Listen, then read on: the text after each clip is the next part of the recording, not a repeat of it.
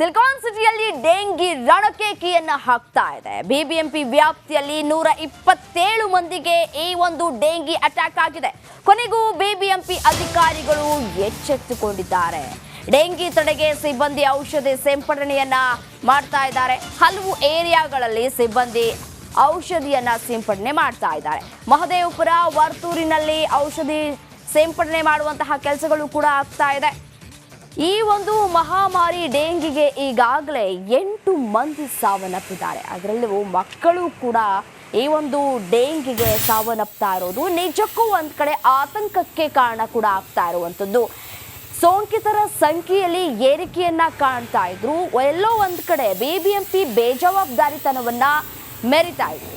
ಯಾವಾಗ ಸೋಂಕಿತರ ಸಂಖ್ಯೆಯಲ್ಲಿ ಏರಿಕೆ ಕಂಡು ಯಾವಾಗ ಸಾವು ನೋವುಗಳು ಹೆಚ್ಚು ಸಂಭವಿಸಿದ್ವು ಆಗ ಬಿಬಿಎಂಪಿ ಅಧಿಕಾರಿಗಳು ಎಚ್ಚೆತ್ತುಕೊಂಡಿದ್ದಾರೆ. ಇದೀಗ ಸಿಟಿಯಲ್ಲಿ ಡೆಂಗಿ ರಣಕೇಕೆಗೆ ಬ್ರೇಕ್ ಹಾಕುವುದಕ್ಕೆ ಔಷಧಿ ಸಿಂಪಡಣೆ ಮಾಡುವಂತಹ ಕೆಲಸಗಳು ಕೂಡ ಆಗ್ತಾ ಇರುವಂಥದ್ದು.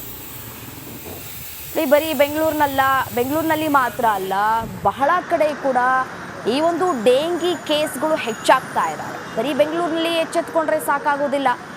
ಎಲ್ಲೆಲ್ಲಿ ಡೆಂಗಿ ಪ್ರಕರಣಗಳು ಹೆಚ್ಚಾಗ್ತಾ ಇದ್ದಾವೋ ಅಲ್ಲೆಲ್ಲವೂ ಕೂಡ ಈ ಒಂದು ಡೆಂಗಿ ತಡೆಗೆ ಡೆಂಗಿ ತಡೆಗೆ ಮುಂಜಾಗ್ರತಾ ಕ್ರಮವನ್ನು ತೆಗೆದುಕೊಳ್ಬೇಕಾಗತ್ತೆ. ಈಗಾಗಲೇ ಸಿಲಿಕಾನ್ ಸಿಟಿ ಬೆಂಗಳೂರಿನಲ್ಲಿ 127 ಮಂದಿಗೆ ಡೆಂಗಿ ಸೋಂಕು ತಗುಲಿರುವಂಥದ್ದು. ಅಂದರೆ ಒಮ್ಮೆ ಈ ಒಂದು ಡೆಂಗಿ ಸೋಂಕು ಬಂದು ಹುಷಾರಾದರೆ ಮುಗಿತಪ್ಪ ಎಲ್ಲ ಅನ್ನುವಂತಹ ನಿಟ್ಟಿನಲ್ಲಿ ಕೈ ಚೆಲ್ಲಿ ನಾವು ಆರಾಮಾಗಿರೋ ಹಾಗೂ ಇಲ್ಲ ಅಂತ ವೈದ್ಯರು ಕೂಡ ಎಚ್ಚರಿಕೆಯನ್ನು ಕೂಡ ಕೊಟ್ಟಿದ್ದಾರೆ. ಯಾಕೆಂತಂದರೆ ಈ ಒಂದು ಡೆಂಗಿ ನಮ್ಮಲ್ಲಿ ಬಂದು 15 ದಿನದ ಒಳಗಡೆ ಮತ್ತೆ ಏನಾದರೂ ಡೆಂಗಿ ಬಂದರೆ ಅದು ಸೀರಿಯಸ್ ಆಗುವಂತಹ ಸಾಧ್ಯತೆಗಳು ಕೂಡ ಇದೆ.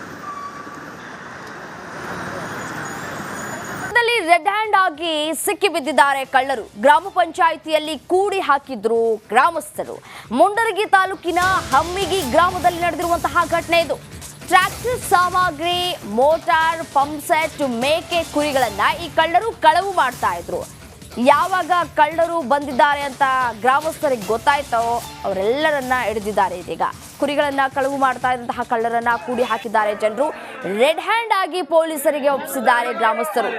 ಕಳೆದ ಹಲವು ದಿನಗಳಿಂದ ಇದೇ ರೀತಿಯಾದಂತಹ ಕಳ್ಳತನದ ಪ್ರಕರಣಗಳು ಆ ಗ್ರಾಮದಲ್ಲಿ ಆಗ್ತಾ ಇತ್ತು. ಪೊಲೀಸರಿಗೂ ಕೂಡ ಈಗಾಗಲೇ ಒಂದ್ ಕಡೆ ಮಾಹಿತಿನ ಕೂಡ ಮುಟ್ಟಿಸಿದ್ರು.